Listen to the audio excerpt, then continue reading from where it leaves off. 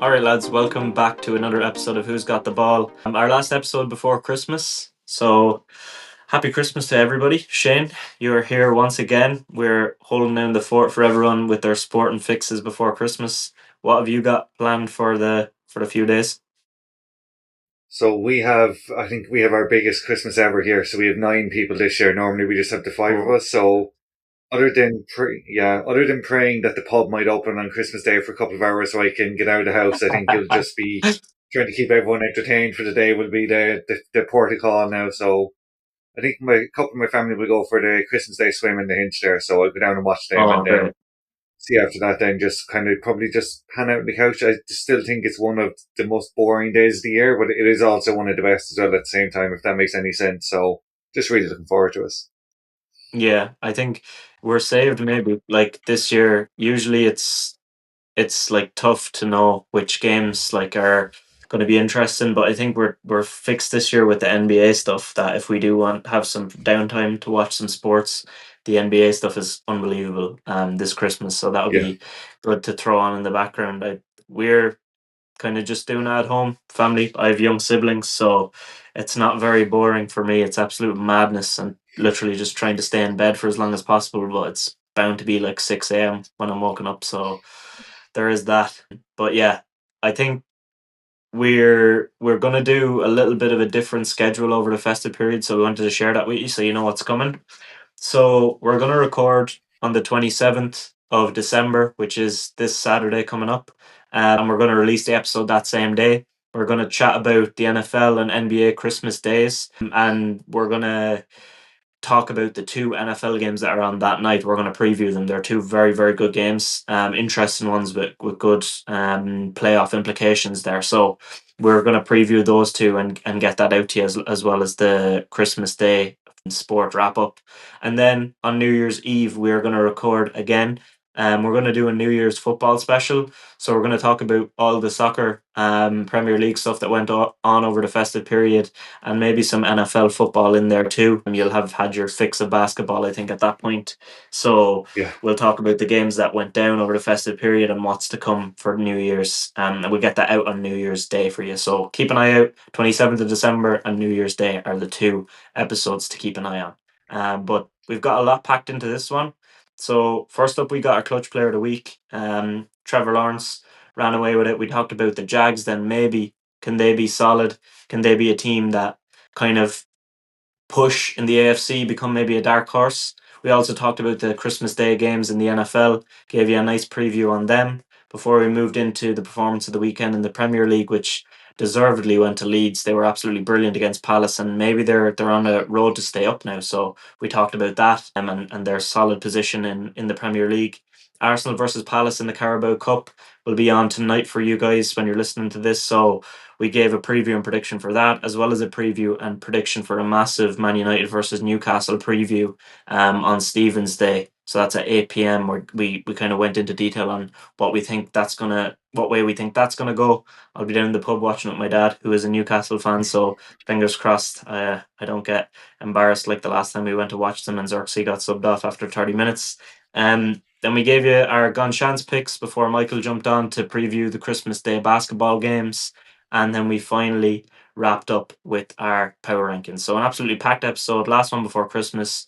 Enjoy it and let's get straight into it. Okay, so back with the clutch player of the week. We're recording this on Monday, so there may be a huge performance on Monday Night Football that we miss out on. Apologies for that, but this guy does deserve a bit of attention right now already for his performance this weekend. And we've been pretty harsh on him, probably deservedly so, because he's not been good enough really. But now he's turned it around the last like 4 weeks. He's played the best I've seen him play, and that's Trevor Lawrence. He led the Jags to a 34-20 win against the Broncos in Denver, snapping their 11-game winning streak. So 23 of 36, 7.8 yards per completion, 279 yards, three touchdowns, 20 yards on the ground, and another touchdown on the ground as well, which he's done in back-to-back games now. 6-game win streak for the Jags.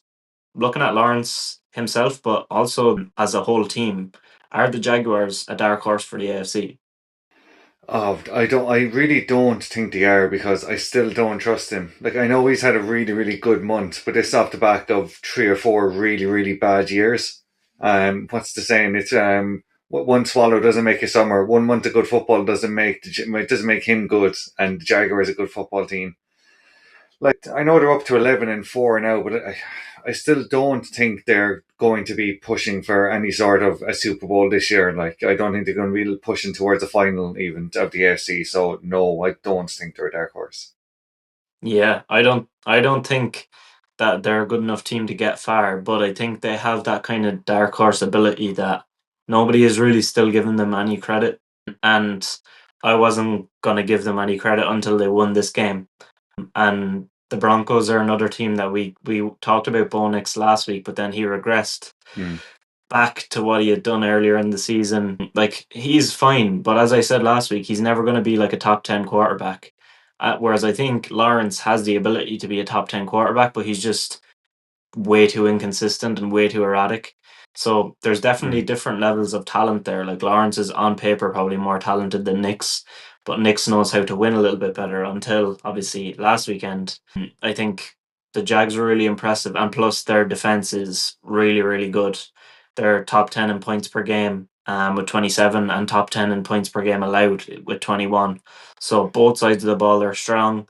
They have the best run defense in the Hmm. league, only allowing 87 yards per game, which is we always talk about that, and people always talk about that. Like games are won in the trenches, and if you can stop other teams running the ball, which pretty much every team wants to do now, then you're going to be in a strong position. And also, if Lawrence is taking care of the ball, like he hasn't thrown an interception in 4 games, 12 touchdowns in that span, then it makes life a lot easier then for the defense because they don't have to make up for short yardage for opponents because he's made a mistake or given the ball away. Personally, looking at the other teams like in the AFC, I would take them if they were playing against the Steelers, Broncos, or Patriots in a playoff game. I think I would take them right now as that matchup. The only teams I think are very very another level are the Bills, Texans, and the Chargers. I think they're just hardcore playoff teams, and yeah, I know the Patriots might be an odd one to say, but they were great last night down the stretch. But another injury like is what won them that game. Like Lamar going out, and then you're in that position where you've played weakened teams and teams with injuries constantly. I don't know. Which teams would you take over them like in the playoffs right now, or do you think that they're like bottom of your seven that are going to get in? No, they're not bottom. Like I do agree with what you said. I'd have the Patriots in the other bracket of teams that they wouldn't beat. So like Mm, I do think I'd take them over the Broncos. In particular, even though I know they've had a great year, I think they're 12-2, so they've been incredible as I take 12-3, sorry.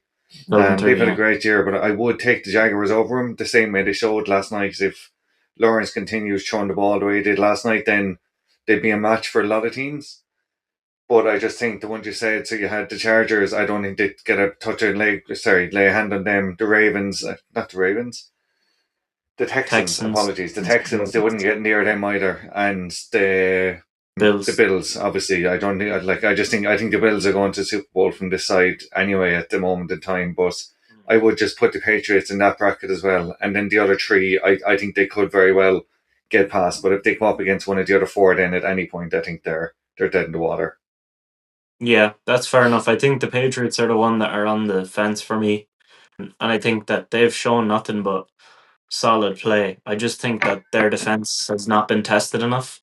And the Jags are really hot on offense right now, and they don't let teams run the ball.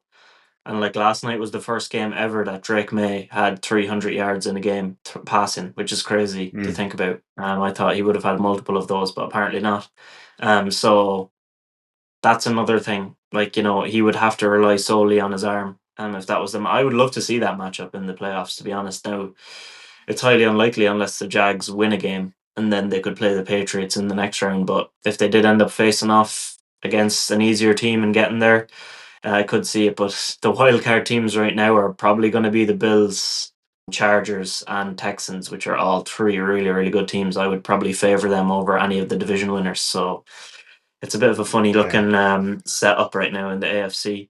But one other thing is really funnily, if you look at points differential, they have plus 98. There's only 3 teams in the league that are better than them, and that's the Patriots, Seahawks, and Rams. And then you have the Texans, who are just one behind them. So it shows that kind of level that they are putting up, and they're winning games quite well. And then the Steelers are only on plus 15, yet they have a 9-6 record, which is just ridiculous. Mad. And they're tough to see getting far. But yeah, a lot of interesting thoughts around the Jags. This is the first time we're really interested in taking them anyway seriously, like on this 6-game win streak. And it's actually still possible to get the 1 seed, because if the Broncos and Patriots lose one more game each, and the Jags win out, they will probably get it because they have the best conference record out of the 3. So it's kind of an interesting setup there. But I think Trevor Lawrence, yeah, finally giving him a bit of credit, I guess. We'll probably be slating him again in a couple of weeks if he Slating falls him off. again next week. Yeah, hopefully, but I don't trust him. I don't know if I will ever trust him. Everything you say there points to, it's like, oh, he must be a really good quarterback. But then you watch him and you're just like, how are you doing? How are you throwing 3 touchdowns and 279 yards and nobody thinks you're good? How have you not thrown an interception in 5 weeks and nobody thinks you're good? It's like, it just doesn't, like 1 and 1 isn't adding up here to make 2 with what he's doing. And I do think he's going to come back down to his normal level on earth again at some point over the next couple of weeks. He'll probably be in the playoffs now in his luck as well. He'll come out and throw 4 interceptions and get absolutely just thrown out of it, and everyone will be like, oh yeah, that's the Trevor Lawrence we all knew. But I do think he definitely deserves a bit of credit this week for what he did against the Broncos, who are a good team as well. Yeah, I think so too. I think it's the same with Knicks. We gave him the credit, but it was kind of with the caveat that we expect him to come back down to earth, and it was instantly proven. And Yeah, yeah, let's see what happens with Lawrence. I don't think it'll be instantly proven. Like you said, it'll probably be the playoffs, because they have the Colts and Titans next. So yeah, yeah, they're going to win both of those, I'd say. But moving on to the Christmas Day schedule, we want to give a preview of the 3 games now. Really, only one of them makes much of a difference, but there's some interesting things to keep an eye on in them, and it's kind of funny to think about how much the kind of schedule makers in the NFL must be raging that this has been the outcome. Like, so the 3 games we have is Cowboys versus Commanders at 6 p.m. That's on Netflix. Lions versus Vikings at 9:30 p.m. is also on Netflix. And then Broncos versus Chiefs at 1:15 a.m. on Prime. Those are Irish times. But yeah, I think right now, looking at those, you're going to have a third string quarterback for the Commanders, a third string quarterback for the Vikings, and a third string quarterback for the Chiefs. So it's a bit of a mad setup, considering what you would have thought this would have been if you looked at it at the start of the season. yeah. I think I brought this up last week or the week before. The amount of money that Netflix and Prime pay for these games, and they've ended up with one game that means a tiny bit because the Lions need to win to. Like at the moment, they have an 8% chance of playoffs. They need to keep winning, or they have a 0% chance. It's literally the only one that matters. Broncos now, although the Broncos do need to win as well, so there's a bit riding on that. But like the Chiefs are out of the playoffs, Vikings are out of the playoffs, Cowboys are out of the playoffs, Commanders are out of the playoffs, Lions are pretty much out of the playoffs. Broncos are the only one that have anything to play for really, and they're playing for a top spot in their division. The other 5 are just there for show really at this stage, and I can only imagine how fuming the not even the schedule makes the lads who like, oh, put these games on Christmas Day so we can pay big money for them, and they're now no good to anyone. Yeah, the Netflix executives will definitely be pretty unhappy with that, but I think the Prime have lost out massively there, because that Chiefs is just a complete dud, and that looked like an Mental, unbelievable yeah, game. Like, thinking 2 weeks before the end of the season, we're going to get Broncos at Chiefs, maybe the game for the division, and the Chiefs are in the toilet right now. Like, but I think yeah, first I had on the Commanders side of things, they actually played okay against the Eagles on Saturday night, up until Mariota went out. And then Josh Johnson, he's just not an NFL level quarterback. He's old. He's just gone in from time to time for them, never done a good job. Jaden Daniels shut down. They might even be looking to get someone else in before Thursday, apparently, to play that wow, game.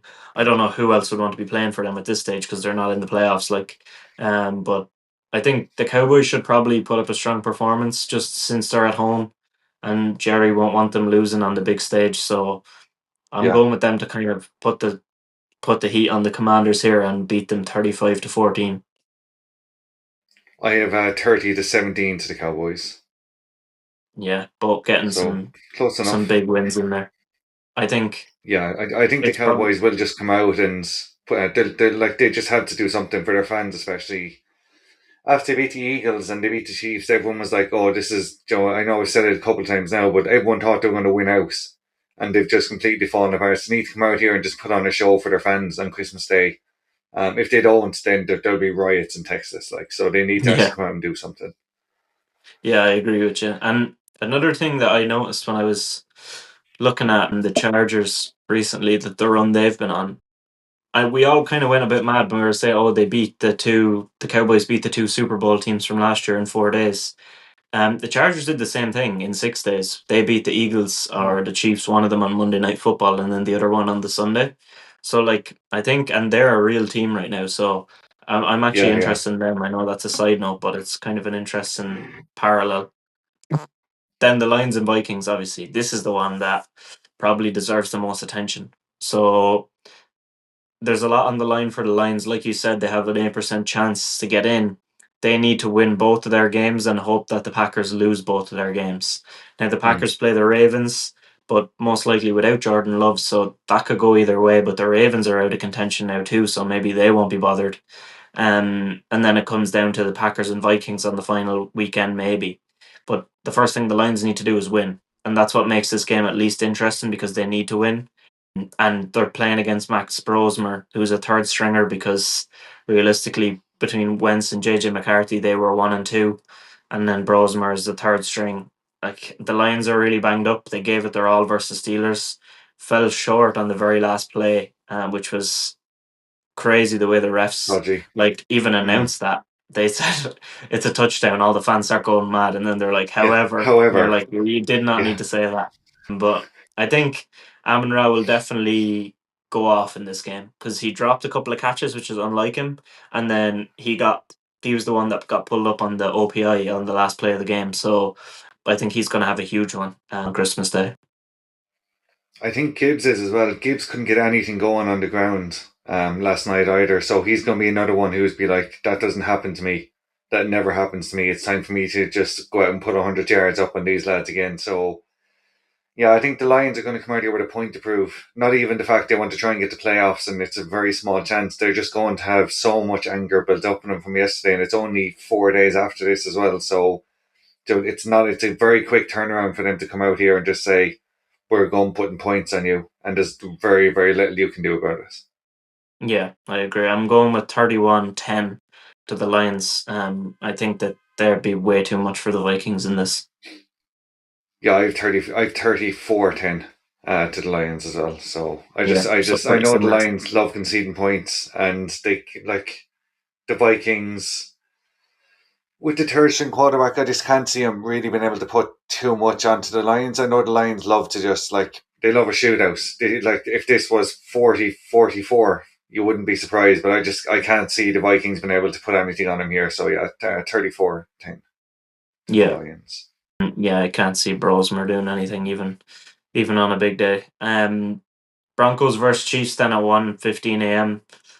This should be a get right game for the Broncos. It should be easy because they're playing against a Chiefs team that just lost to the Titans. And they're on their third string quarterback after Mahomes blew out his ACL, and then a week later, Gardner Minshew did the same thing. So there's something going on there in with the Chiefs. I think I was looking at their games and seeing they had the Titans and Raiders in the last 3 weeks. As they need to tank because this is going to be probably their only chance getting a high pick. But how can you tank when you play the Titans and Raiders? Well, Yeah, that's how you tank. You have a third string quarterback and you barely play.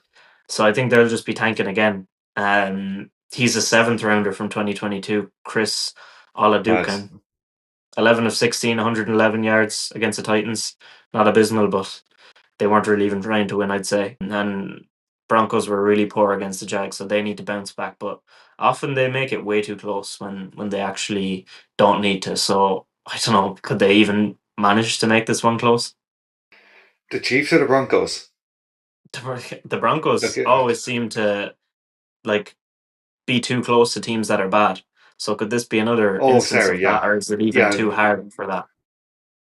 No, I think this is another one where they're going to make really, really hard work, but they will get there in the end. I have 21-10 to the Broncos. I just think they're it's one of those ones they're going to go out and think, oh, this should be easy. But then the Chiefs put up the smallest bit of fight for the first half, and the Broncos go in 7-0 down at halftime or something, and then come out and just get three touchdowns quick. And uh, Harrison Butker gets one kick, misses another three as he's been doing all year, and then we just see it out 21-10. Yeah, The Chiefs, as you said, they're waiting for the season to finish now. There's nothing going for them anymore. They're completely given up. That performance at the weekend was the least Chiefs like performance you'll ever see in your life, and they've had a couple of them this year, so they just can't wait for the season to finish. A couple of them retire and they start again. yeah, yeah. And I think this is a great opportunity for them because they'll never really, with Mahomes and Reed together, they're never going to get another chance to pick very high in the draft. So they might as well just Yeah, keep on losing and try and get like even a top 12 pick would mean a lot to them because they're never ever at that level. And the last time they were at that level, that's when they got Mahomes. So going to be interesting. And it's a big game for Knicks, like interception on the lost fumble versus the Jags after a big game against the Packers. You thought he'd continue to rise, but no. So yeah, I'm going to be similar. I'm going with 28-10 Broncos, but I can see it being like 14-10 right up until the last 10 minutes. And then they just turn the screw and get away from them. But like we saw how they played against the Jets and the Raiders this season already. They made like such hard work of it. So yeah, mm. it could be exact same again. I would not be one bit surprised. But let's move on then to the other football. We've got a shout out to a team that we weren't sure on at the start of the season. I think I'm a little bit more sure on what they're going to do now that they've changed their style of play, and that's Leeds. And performance of the weekend has to go to them. They beat Palace 4-1, 2.67 XG created. All four of their goals came from set pieces, which is madness. Palace only had three shots on target, and apart from kind of a late flurry from Palace, Leeds were really dominant and good value for their win, I thought. Yeah, I thought they were brilliant. They absolutely battered Palace from start to finish here. They just wanted it so much. This is a Leeds team who a couple of weeks ago I was convinced West Ham were going to climb above them and just keep climbing, or they were just going to keep plummeting, and West Ham were going to get out of trouble. I now think West Ham are the ones that are going down along with Burnley and Wolves, and Leeds. Leeds look like a different team in the last month. They're four unbeaten now. The one before that they lost to City was the last minute goal from Phil Foden. Dominic Calvert-Lewin looks like the man that was playing under Carlo Ancelotti. He's scoring goals for fun again all of a sudden. Like I honestly thought Leeds' problem was going to be scoring goals, and I think now they're up to the 10th most goals in the league or something like that. So that's clearly not an issue for them anymore. And anyone who goes out and does what they did to this Palace side deserves to be applauded and looked at as a team that might be actually serious because no one does this to Palace under Glasner. Yeah, yeah, I agree with you. And I think that at the start of the season, I had them pegged to go down along with West Ham. Mm, And I'm firmly sticking behind that West Ham take because they are woeful. They are so bad.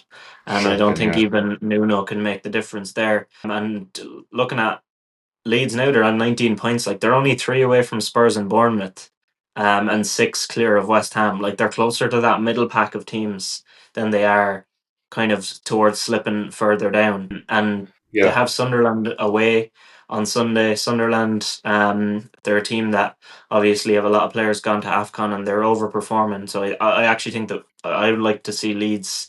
Not that I would like to see them. I have no vested interest in either team, but I would like that bet, is what I meant to say there, because I think they would be great value in that one. I'd say, I think from what I remember, they were around 7-4 ish, so they're not favourites or massive underdogs, but it's a nice price. And set piece goals, they're actually playing what their team is built to do right now. So they want to play survival football, use the big bodies that they have, and it was either going to be that Farka kind of moved into this and played that way, or they got in a new manager to do it, and he's adapted. So yeah, I like them to stay up now at this point, definitely.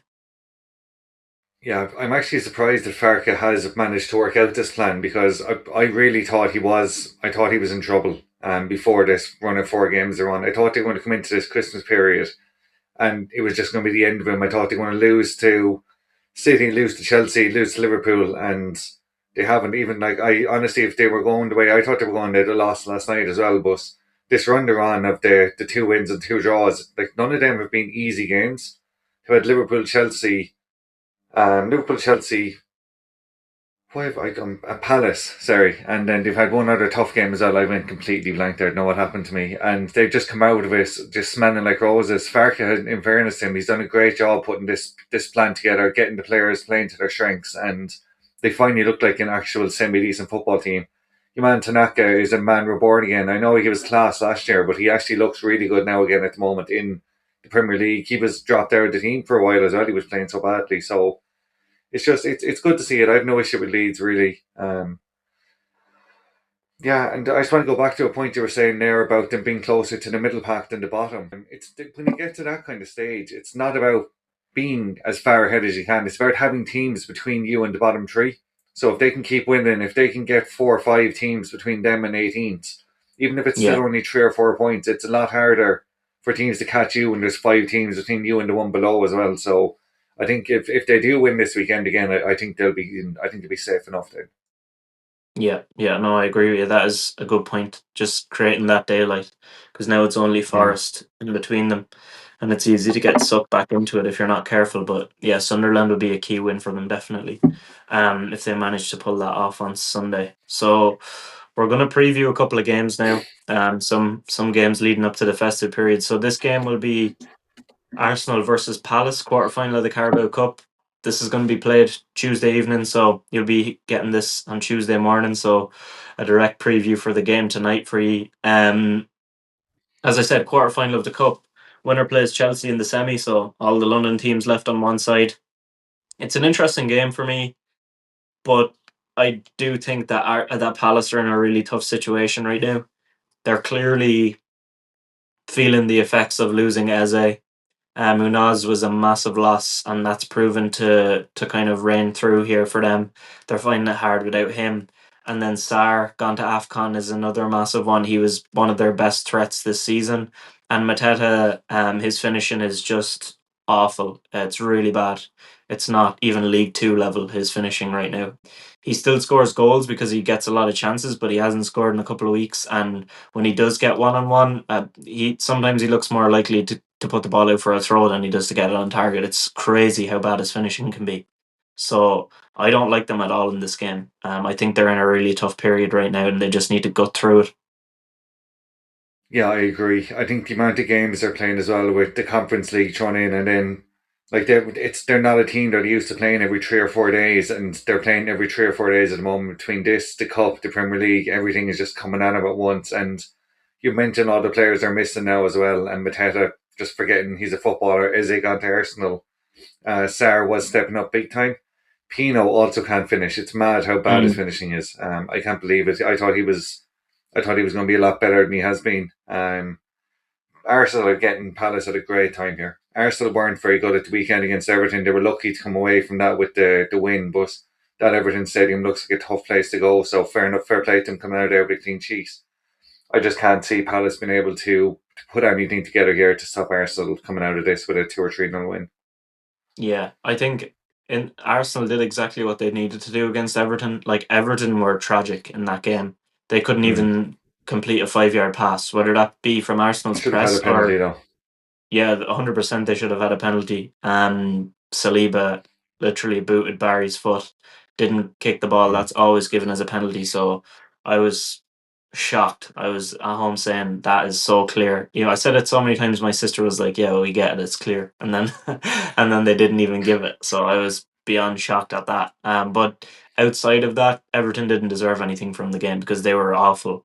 And Arsenal just kind of got the job done, hit the post as well. Mm. So I think they'll use that head into this game before the festive period begins, and I think they'll be Palace off the park at home 3-0.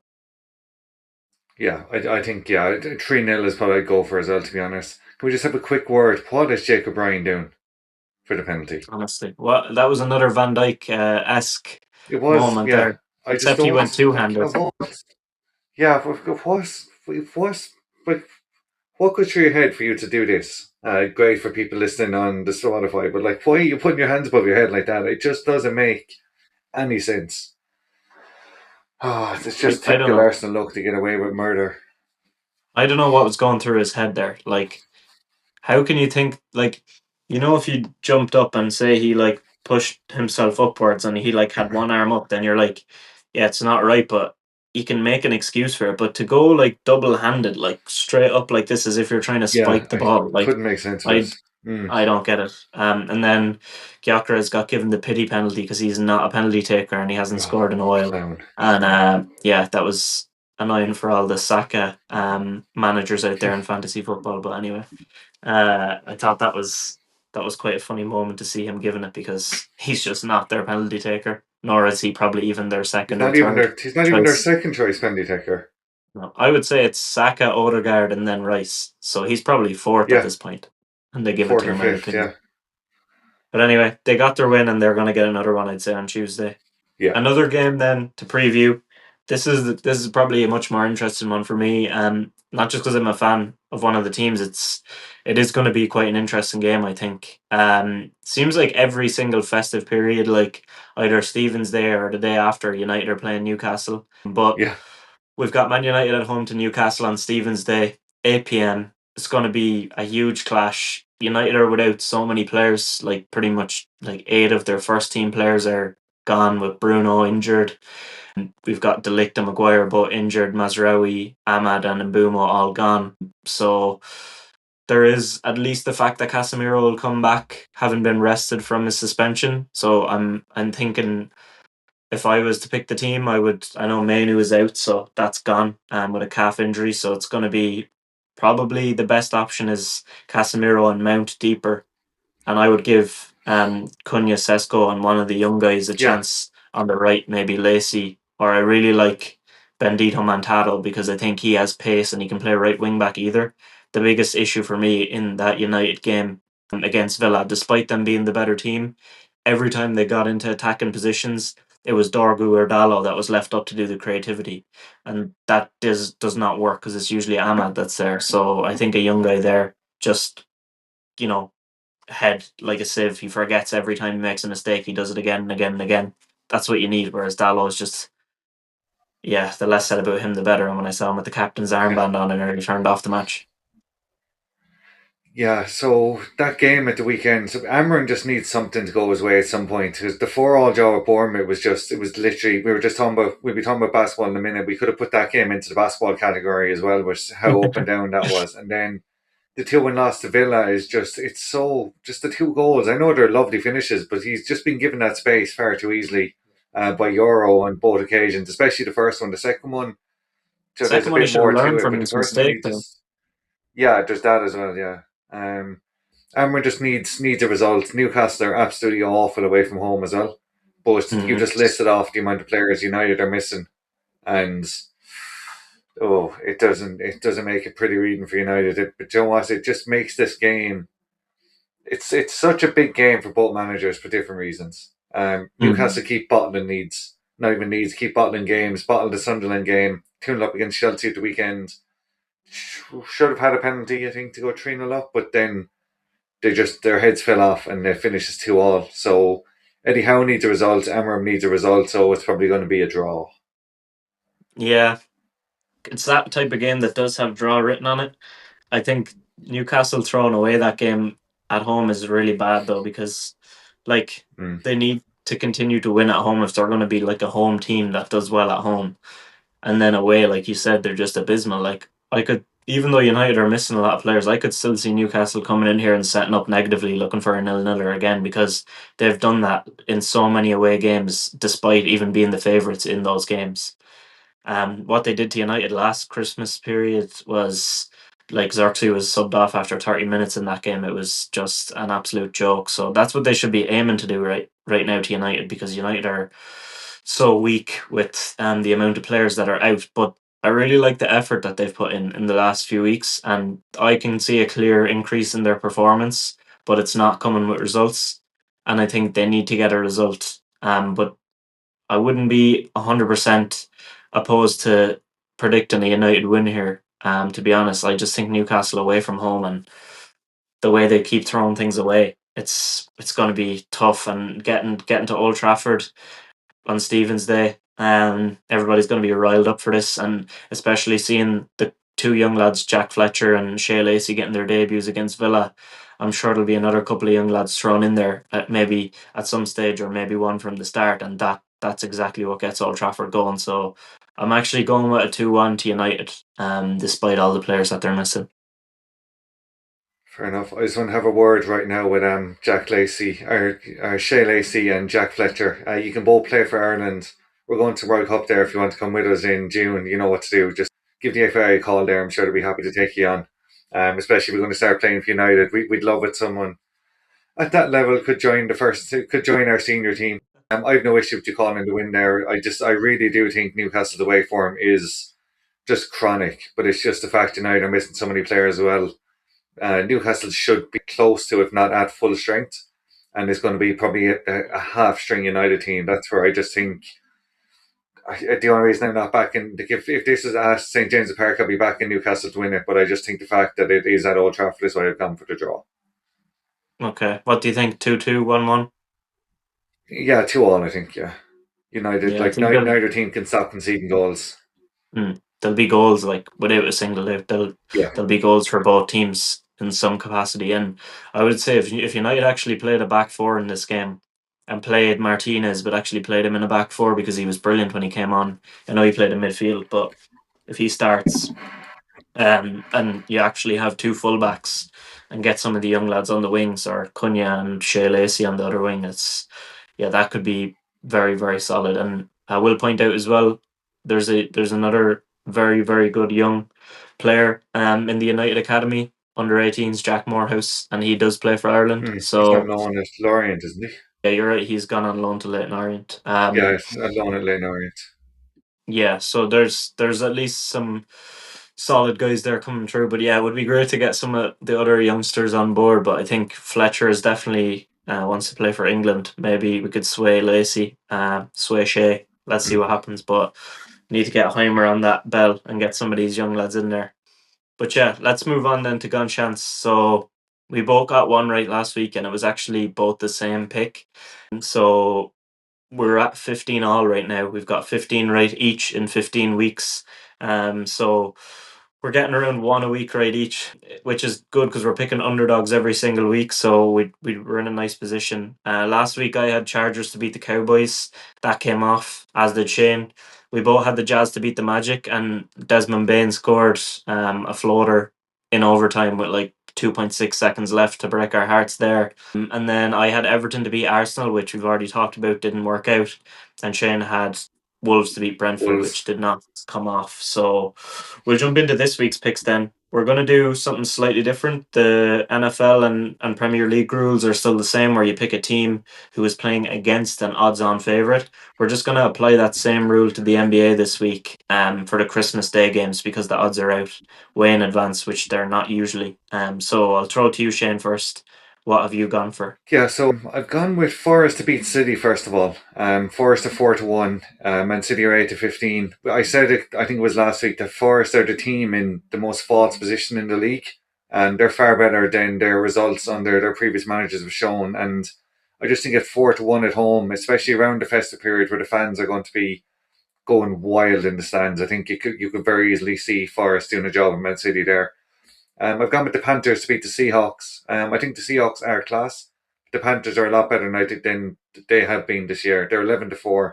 Seahawks are 1-4. And finally, I've gone with the Spurs at 7-2 to beat OKC on Christmas Day. OKC are 1-5. We'll see now if the Spurs team are for real or if they're kind of just there for the ride. They beat OKC a couple of weeks back in the NBA Cup semi-finals. We'll see if they can go back to back on them. Yeah, I'm surprised we actually had three different answers, which is great. I thought we'd have at least one overlapping. Um, I've gone with first up. I went with Aston Villa to beat Chelsea. I couldn't believe that Chelsea are odds-on favourites for that at home. They're 5 to And you 6, can see that. Wow. and that's at 5:30 p.m. on Saturday. Although I would say, based on logically arguing a point and breaking down the game, that Chelsea should win, Villa just keep winning games regardless of how the game goes, with long range shots and bits of brilliance. So I think it'd be silly not to take them. Obviously, since I noticed that you missed that one, but I think Forest to beat City is a great shout because they might win. We don't know yet. You'll know the result of their game against Fulham on Monday Night Football, but if they come off the back of a good win and win again, then yes, it could be on for an upset against City. Then I've gone for the Browns to beat the Steelers at home. So the Browns are 37-20 and the Steelers are 4-9. I just think the Steelers now they're after pretty much sealing up the division, beating the Lions in a big game. They're just going to go out and drop a third against the Browns at home away. I can just feel it in my bones. Like the Steelers are just destined to lose their last two games and finish 9-8, and I just think that they'll just drop one here against the Browns. Miles Garrett breaking the sack record, getting a big sack on Aaron Rodgers. You can't lose if you break the sack record. Your team can't go and lose on you. Yeah. And Shador is looking slightly better every week, so I'm gonna go with that. And then last up, I'm going with the Mavericks to beat the Warriors. The Mavericks are 11-5, Warriors 10-27. That's at 10 p.m. on Christmas Day. Now, the Mavs couldn't get it done against Philly the other night. So many teams have tried, but those Sixers just keep on keeping on. But they have beaten the Pistons and the Rockets this month, so they're improving. 6-4 in the last 10. And we'll talk more about that game and also about the Spurs and Thunder game next up when Michael joins us. But yeah, those are my three: the Mavs, Browns, and Villa. I'd like to hear your thoughts on the Panthers pick, though. Like, I think it's a really interesting pick because the Panthers are like that team like they played against the Rams and they went out and beat them, and then the next week they're useless, and then they go and win a massive game against the Bucks. So do you think this is going to be like one of their up weeks and they just catch the Seahawks unaware, or do you think they're going to actually just like get a run now going into the playoffs? I think the second one, I do think they're going to get a bit of a run to get into the playoffs now. So they're still just in the hunt for the playoffs. They're not guaranteed yet. Whereas Mhm. the Seahawks have just they're fully guaranteed. They're another team who are just kind of they're just going to come out here and just play the games. They might rest a couple of lads. Whereas the Panthers have a lot more to play for than the Seahawks do coming into this week. So I just think why not? I think it's a really good bet that the Panthers go out there and just manage to put them together and get themselves into the playoff run as well.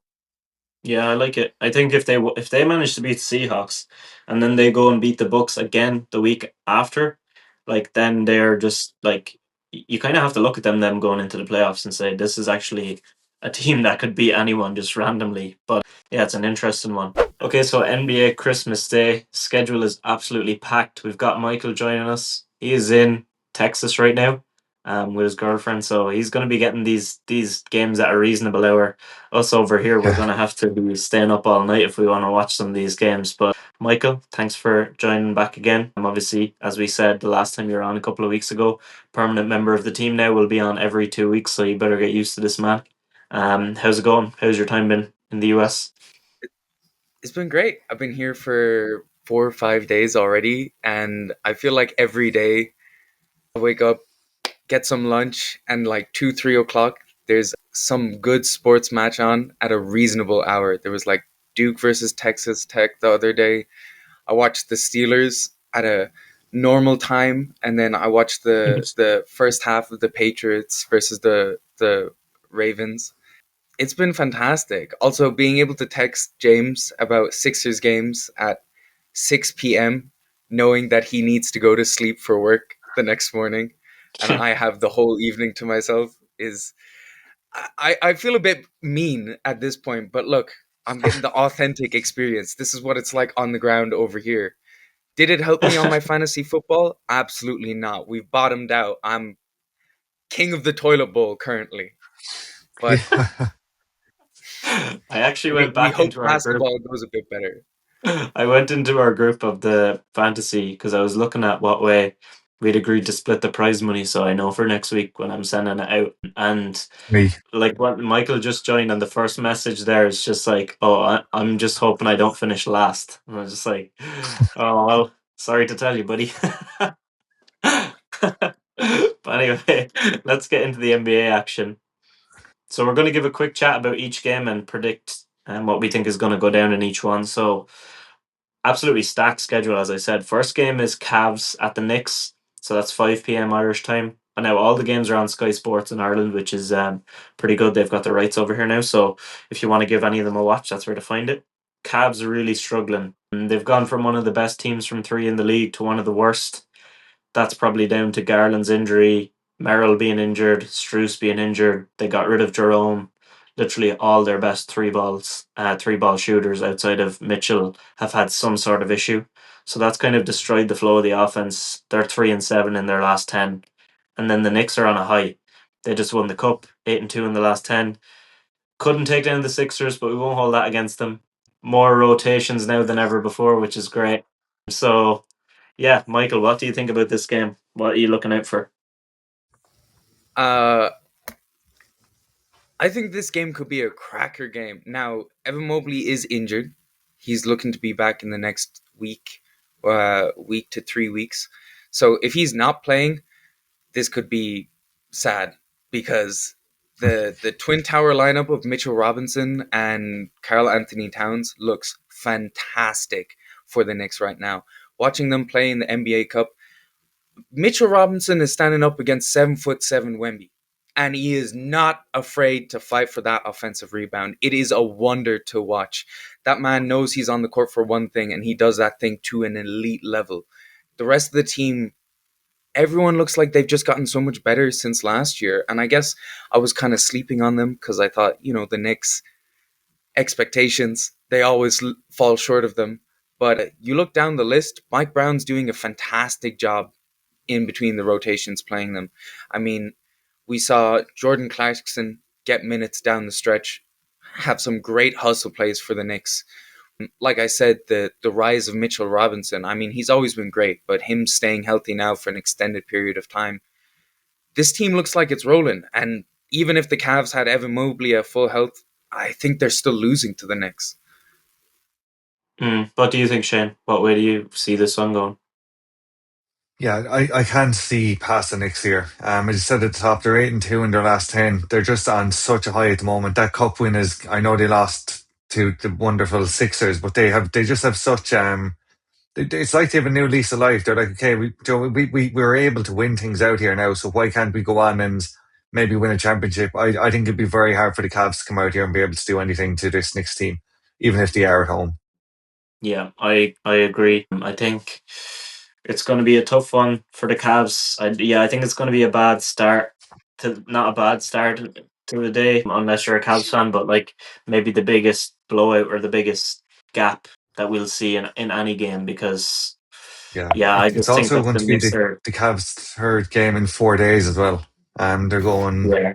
like they're playing tonight, and then they have a back to back then on Christmas Eve and Christmas Day. So I think it's going to be very tough for them to come out here after that kind of schedule and be able to put it up to the Knicks at all. I think it's be a walk in the park for the Knicks. I think. Yeah, it's a rough one. It's a rough outlook for them, especially with the injuries. But what I'm gonna go with in this one is the Knicks by 10. I think it could be the biggest blowout of the day or the biggest letdown in terms of a decent matchup. So I'm going with the Knicks by 10. Shane, what have you got? Knicks by 8. I don't think it'll be double figures. I don't think anything on Christmas Day is going to get to double figures, but I just don't think I don't think the Cavaliers will be able to do anything. Yeah, that's fair enough. Mike? Yeah, I'm actually the exact same as Shane. I've got Knicks by 8. I just feel like out of all the games, this is going to be the closest thing to a blowout. If Evan Mobley isn't playing, I think the Knicks could win by 15. But I'm assuming Evan Mobley's there. 8 points seems like a good option. Yeah, nice. So next up, we've got probably one of the tastiest matchups of the day. We've got the Spurs at OKC. That's 7:30 p.m. Irish time. So first and second in the West. Right now, there's only 4 games separating the two. Shows how well that the Spurs have gone. Both 8-2 in their last 10. Now the Spurs took them down in the semi-final of the cup. Unbelievable 25-minute appearance from Wemby. He's not looked that same level in his other games that he's been on the minutes restriction, but this Spurs team looks great without him. I really, really like watching Stefan Castle, the hustle. He's literally the engine of this team, probably the leader without Wemby out there. So I think it's going to be tough though. Like OKC in prime time at home, they get they get away with so much on defense, and then they get Yeah. that shea whistle. And I think, especially at home, the only saving grace might be the fact that Chris Finch made such a big deal out of it that he got ejected the other night, that maybe the refs are going to be a little bit weary about that, but I highly doubt it. So, yeah, I think the OKC would still have a slight edge here, despite the Spurs being very solid. Shane, what do you make of it? Yeah, this is such a massive game. Such a massive game in the West between the top two. We'll see if the Spurs winning that cup semi final was just one of those ones where Joan, like, there was no way that OKC were going to go through the rest of the season without losing another game. So that could have just been one of those ones they dropped. As you mentioned, both teams 8-2. I think it's going to be really, really close. Depends if Wemby is off his minute restriction. That would make a massive difference. I don't think he is yet, though, so he might still be on kind of a max of 25. Um, yeah, I'd love to see the Spurs win this. I have Spurs in my gun chance as well, which you heard a couple of minutes ago. But I think the OKC are going to just about get over the line in this one. As you said, prime time, the Shea whistle, everything in their favour. It's very hard to look past them at home as well. Yeah, yeah, Michael, do you agree with that, or do you see the Spurs coming away with this? I still had to go with OKC, honestly. As much as I really do want to, I was thinking without the minutes restriction, maybe Wemby, pushes them above. But the Spurs have always been a bit restrained when it comes to Wemby, and even without it, I doubt to see him play more than 32 minutes a game, ideally, on a night for the Spurs. They have so many players, like you said, watching Stefan Castle, Devin Vassell, I mean Luke Cornett having moments, a game-winning block earlier in the season. Everybody on that team seems to be playing at a great level, and I just feel like OKC at our are at a very different stage in their in all of their seasons. I mean, they seem to just be sharpening the blade for the playoffs right now. Mhm. Every Mm. single player is trying to play at their absolute best every single night, and they want to get this record. I think that's part of it. I think the whole team kind of wants to show that we weren't taken seriously last year, and they're coming out this year and trying to blow the gates off the whole league. Yeah, yeah. So I have And OKC winning. what way have you got the prediction? Do you think they'll win by much? I have OKC by 4. I could see, especially with the free throws at the end of the game, it's very rare that you have one team winning just by 1 or 2. So I just said OKC at 4, assuming that Shea will get like at least 4 free throws down the stretch. Yeah, it's basically a lock at this point. But I'm gonna go with a slightly closer one. I'm going with OKC in a thriller. I think it's gonna be overtime. They're gonna grab it by 2.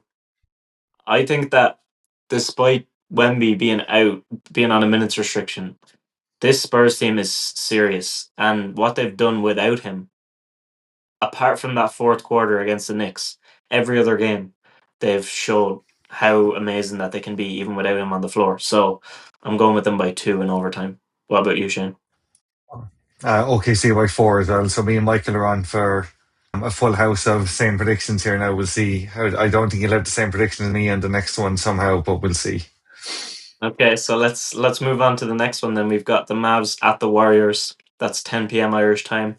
Um, for me, this might be the biggest upset of the day. To be honest, I like the Mavs to get a win here. I'm surprised the Warriors are favored by 7. It's a bit Yeah. shocking, because the Mavs are 6-4 in their last 10. They've beaten the Rockets and the Pistons this month. They couldn't get over the hump against the Sixers. Obviously, tough for any team, but they have learned how to utilize Cooper Flag a lot better. He's driving a lot more. AD is as healthy as he can be, I guess. And PJ Washington being back fit is massive. So I think that physical lineup is really something that can cause hassle for the Warriors. I know they took down the Rockets in the playoffs last year, but we saw that cause a lot of problems for them. And Draymond Green is back on his ridiculous behavior, getting ejected against the Suns. They still won. I like the team when it comes to playoffs and crunch time, but in regular season they just mess around a lot. They win some, they lose some, like the way they lost the other night to the Sixers. That can happen to any team. But I think it's going to be a Mavs upset. I'm going with the Mavs by 2. So let's hear what you've got to say on this one, Michael. I'm with you. I'm not.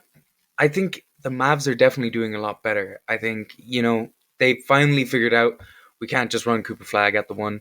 Brandon Williams is starting to have a great season. Ryan Nemhard, we've seen his explosion. He had 28 points, 30 points on another 2 games where he has over double digits assists.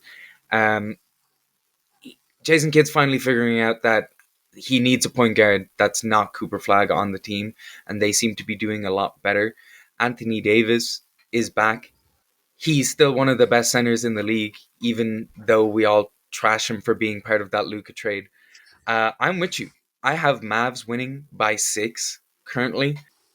And not that I don't think the Warriors will put up a fight or that Steph won't drop 45 on Christmas Day just because it's a holiday and he needs to remind everyone that he's still that guy.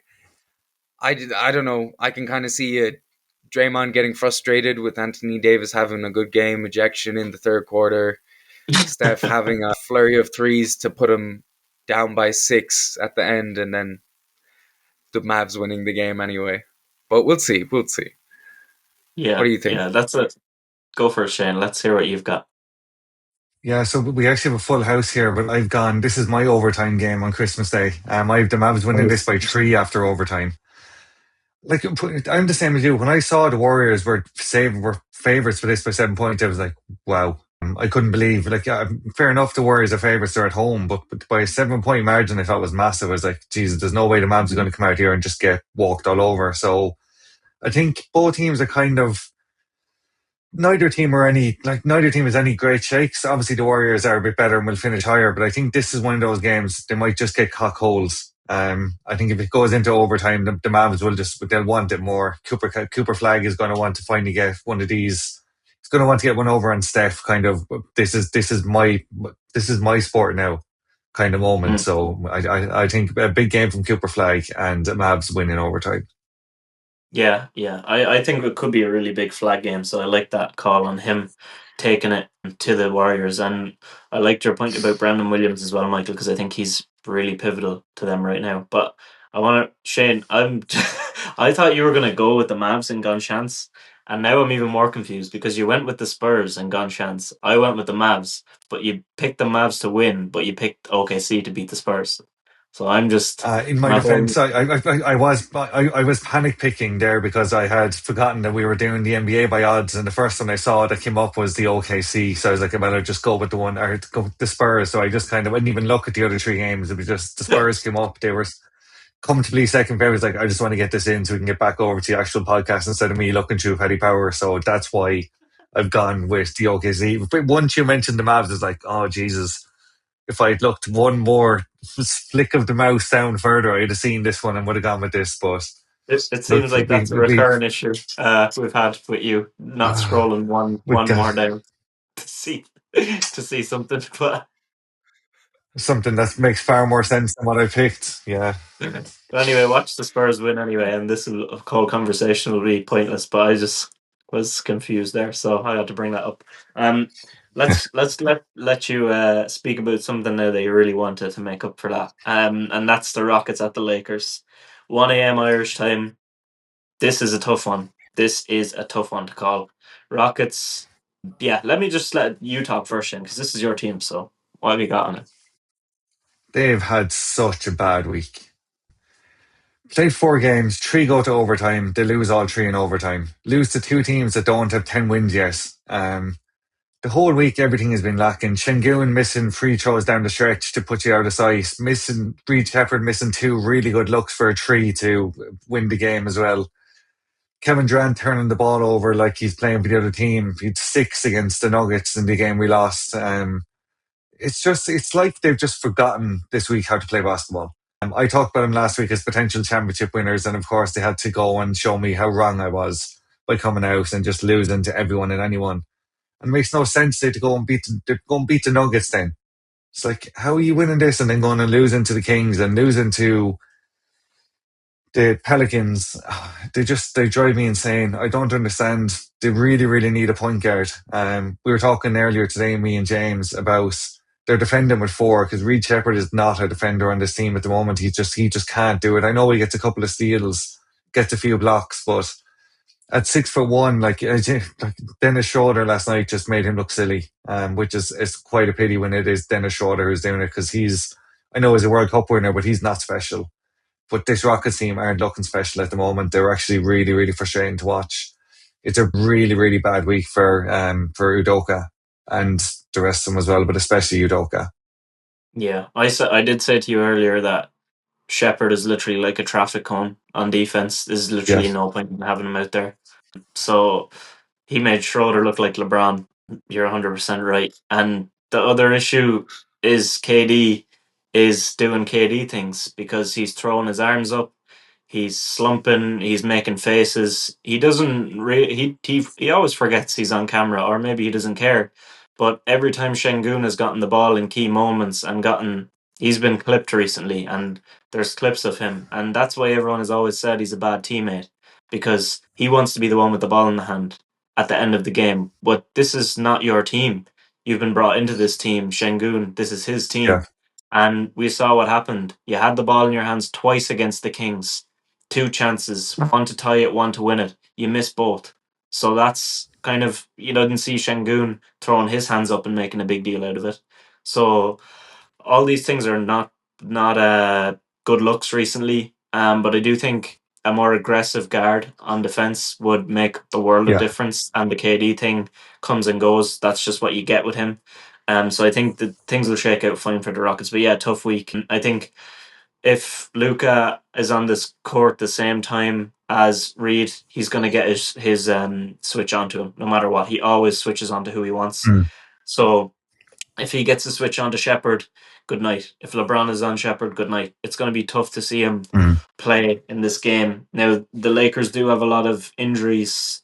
I do think that a lot of them will be okay. JJ Redick did say that Austin Reeves and Rui Hachimura are both improving and should be fine. And then Luka got a kind of a contusion or a bruise on his leg. I don't know, it's probably something that might keep him out for one game, but I'd say he'll play on Christmas Day. So that full strength, LeBron, Luka, and Austin Reeves, I just think that offense is too much. DeAndre Ayton should be coming back too. I just think all those things are too much in a matchup against the Rockets, especially considering Reeves, Luka, Ayton, and Rui will all have come off maybe a little bit of rest and the rejuvenation by rest. then. So I'm going with the Lakers by 5. Michael, what did you have on this game? I I had already kind of looked at NBA Christmas Day probably about a week ago when I was on the way over here, because I was looking at what's the lineup gonna be when I'm here over at Christmas. What's the different basketball games? And if you had asked me any day before the Rockets lost to the Sacramento Kings, I would have said the Rockets by like 4. I'm currently at the Lakers by 3 just because the Rockets have been to overtime 5 times this year and they've lost 4 of them. And taking OKC to double overtime on opening day is amazing, but then when you're losing to the Pelicans and the Kings, I think they'll turn it around, and I wouldn't be hugely worried about that going into the playoffs. Kevin Durant is so good, and I think Şengün is just as good. He is a superstar. I love watching him play. This Rockets team looks like it's for real, but I just think for Christmas, they've already had such a bad month of December. I think they're just looking for New Year's, looking for next January to get it going again, get some different energy going in the New Year's. But yeah, I've got the Lakers by 3. If they're healthy, I think Luka could drop 40. LeBron might have a vintage 30 ball game. We'll What did see you go how it for goes your anyway. prediction, Shane? Did you go with your Rockets, or did you give a clean Lakers Yeah, sweep there? of course, I had to go with the Rockets. I've gone the Rockets by 3. Just before we move on, there's another 3 things I want to mention while I'm having this go. We have no one at the moment who's capable of taking the last shot in clutch time, it seems. Reed has had a go now, Şengün has had a go, Durant has had a go. They all keep missing him. Maybe now Terry Easton is back. He had a couple of good games, but now he was doing it to finish the half, not finish the game. But he was just throwing up half court shots like they were nothing to him there. So maybe it'll be him that takes the last shot. Jabari Smith is a bit of an issue at the moment. So he was minus 20 when he was on the court against the Kings, which is outrageously bad. And then Reed Shepherd, despite his lack of offense, was plus 17 when he was on the court. So maybe there is something in that, but he isn't a defender. So they have a lot to work out. There's a lot of creases to be ironed out here if they are going to come down the stretch and do anything in playoffs. But the Suns look a better team than at the moment. So the Rockets are at best the fourth seed at the moment. So we'll have to wait and see if it pulls together. But do you know what? I have to back them. It's not very often they go back to back really, really poor. Like really, really poor. So hopefully they can turn this around before they go and lose again before New Year's. But hopefully they can just beat the Lakers just this once, if you wouldn't mind. Yeah. Some really prevalent points there going into the new year. Some things that they need to sort out. But look, they're a young team, always going to be ups and downs. I think as long as they're righted by the playoffs, it should be good because they are still one of the best teams in the league. But yeah, some interesting things to keep fans a little bit on the edge of their seats and not think everything is going to be plain sailing just yet. But let's wrap up the Christmas Day slate then. Timberwolves at Nuggets, 3:30 a.m. in Irish time. This is a huge game. It's always a brilliant game. These two always have a great game against each other. Jokic going up against Ant. Both teams are on great runs lately. Looking like they have it all together. Probably the hardest to call out of these, in my opinion. I think the Timberwolves, they've had the Nuggets number in big games recently and in playoff series, which is really important. Right now, the Nuggets will be without Aaron Gordon and Christian Brown, which I think is massive. They're very big losses, especially to a Timberwolves team coming off a game where they just got a big win against OKC. Ant showed up massively in that one late on. He showed up against the Bucks in a 3-point win. Didn't shoot great from the floor, but still got his job done for them. He dropped 40 against the Suns, 44 against the Pels this month. So he's really someone that's ramping up. He loves tough basketball games. He loves being the one to call his number and do what he needs to do. Some of those finishes against the Bucks last night were just disgusting. They've been strong on the offensive boards as well against OKC 18-13. Not something they're generally too good on. They're like mid-level in the league, but 29 second chance points to 12 in that game. So if they do something similar, I find it hard to see the Nuggets keeping up with them with all their injuries. So I'm going with the Timberwolves by 6 just to stretch it out right at the very end and get the win. What have you got for us, Michael? I've got the almost the exact same. I've got the Timberwolves by 4. I just feel like Ant loves the big game. One thing we know about the NBA, the superstars, when the big time games come around, they're there for it. Christmas Day, opening day, even sometimes around Easter, end of the regular season towards the playoffs, the superstars are there. And Ant is one of them. When he's locked in on the court, it feels like he's one of the best defenders there, and he's the best offensive player on the court. It's amazing to watch him play. Will he be able to do that next to Jokic? It's going to be a rough day. But I think this Wolves team is going to be rolling. They look so good already this month. I was a little bit hesitant about them going into December, and I feel like their last few games has kind of turned my opinion on them a little bit. But I think this will be a really good test to kind of see if, their slow start to the season is just that, a slow start, or if it's kind of indicative of bigger gaps in the roster. I mean, I feel like the Wolves and the Rockets are kind of in the same position where they're so short-handed at the guard position. And one thing that keeps striking in my head that, like, if either of them has one injury at the point guard position, the next few weeks for that team might look very, very rough. So, I mean, if everything stays exactly the same, I'm feeling the Timberwolves at +4. But I'm just saying, Wolves trade coming in before the trade deadline next year. Look for that. Look for that now. I'm telling you guys. There you go. You've heard it. We've got the inside scoop from the US. Michael's on the ground for us. He knows what's coming. Shane, what have you got for us in this one? I have the Wolves by 4 here in another game that I wish I'd picked the underdog over picking the Spurs to beat OKC and then having to completely go back on myself again straight away. The problem with the point guard position for the Rockets is we don't have one. It's not about getting an injury there. We literally just don't have a point guard is our problem. So we're the ones that need to be going out there trading for a point Yeah. guard, or Dorian Finney-Smith gets back soon. I just think this is such a close game. As you said, it's always a cracker. Jokic up against Ant. We'll just have to. I think Anthony is going to have the better risk, even if like Jokic obviously going to come out and put down 40. But if Ant puts down 35 and the rest around him help as well, then no, the Wolves will come out here by 4. And Michael and myself will be right again for the third time in 5 games, I think. Yeah, 3 matches. I saw your little smirk when Michael said Wolves by 4. I knew you were gonna come with that. But that's the full slate. What a game! What a set of games! The NBA has done an unbelievable job here, especially considering the state of the NFL currently. The way that those games are looking. So this is definitely necessary viewing over the NFL for me this Christmas Day. But thank you again for joining us, Michael. We'll see you again in a couple of weeks, and enjoy your time stateside. Come back with some more on the ground reporting for us next time. Thanks very much. All right, so just wrapping up then with the power rankings, week 16. I'll go first. Last week I had the Knicks off the back of their cup win. I wanted to put them first for a week at least. Then I got the Rams, OKC, City, Arsenal, and the Broncos. So this week I've made some changes. OKC are back on top. They're just the most powerful team in all of these sports for me.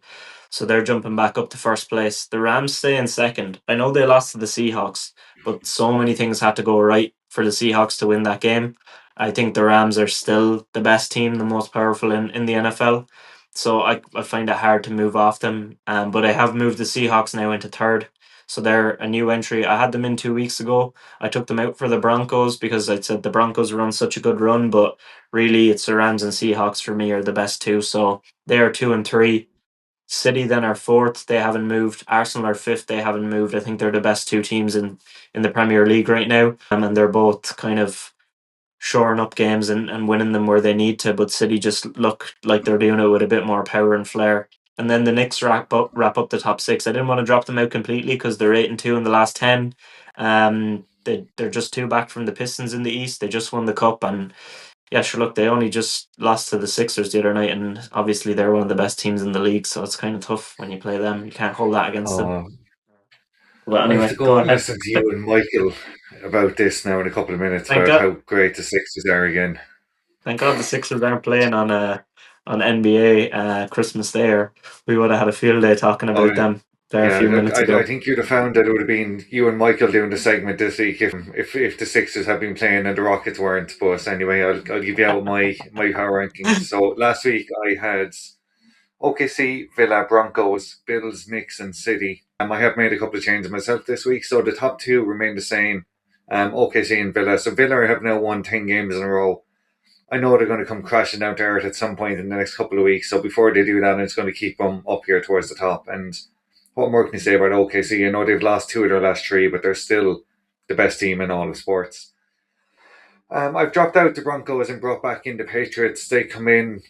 I brought in the Rams and the Patriots at 3 and 4 instead of the Broncos and the Bills. The Rams are just outrageous. You have them as your Super Bowl favourites. It's very, very clear to see why. And then my last 2 remain the same, Knicks and City. So City have all of a sudden won 7 games in a row. I don't know where that has come from. So they do remain. So OKC, Villa, Rams, Patriots, Knicks, and City. Nice. We finally got those Rams in there, which I'm happy to see because I was getting on your case about that one. But yeah, Patriots after that win against Ravens, hard to argue with that one. So that's it for another week. The next time you'll hear from us is after Christmas. So we do wish you a very happy Christmas and hope you enjoy all the festivities around it with your family or whoever you're going to spend it with. I'll throw it to you, Shane, to wrap up.